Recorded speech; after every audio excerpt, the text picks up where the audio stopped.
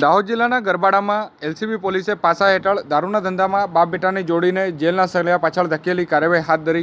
આ તારીખ 4/5/2026 સોમવારના રોજ સાંજે 4:50 સુધીમાં દાહોદ એલસીબી પોલીસ દ્વારા આપેલ માહિતી અનુસાર નાયબ પોલીસ મહાનિરીક્ષક વિધિ ચૌધરી તેમજ દાહોદ જિલ્લા પોલીસ અધિક્ષક રવિરાજસિંહ જાડેજા દ્વારા જિલ્લામાં પ્રોહિબિશનની કડક અમલવારી કરવા તેમજ પ્રોહીની અસામાજિક પ્રવૃત્તિઓને નેસ્તનાબૂદ કરવા માટે પ્રોહિબિશનના ગુનામાં સંડોવાયેલા આરોપીઓ વિરુદ્ધ પાસા તેમજ તડીપાર જેવા આકરા પગલાં લેવા માટે જિલ્લાના પોલીસ અધિકારીઓને સૂચના આપેલ હતી.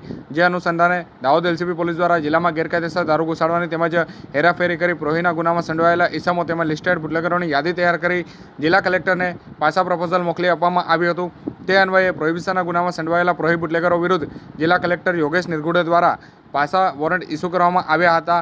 જે અનુસંધાને ગરબાડા વિસ્તારમાં રહેતા અતુલભાઈ મુકેશભાઈ પંચાલ જેઓને જામનગર જેલ મુકામે તેમજ મુકેશભાઈ કનુભાઈ પંચાલ જેઓને ભરૂચ જેલ મુકામે મોકલી આપી અને કાયદેસરની કાર્યવાહી હાથ ધરવામાં આવી છે.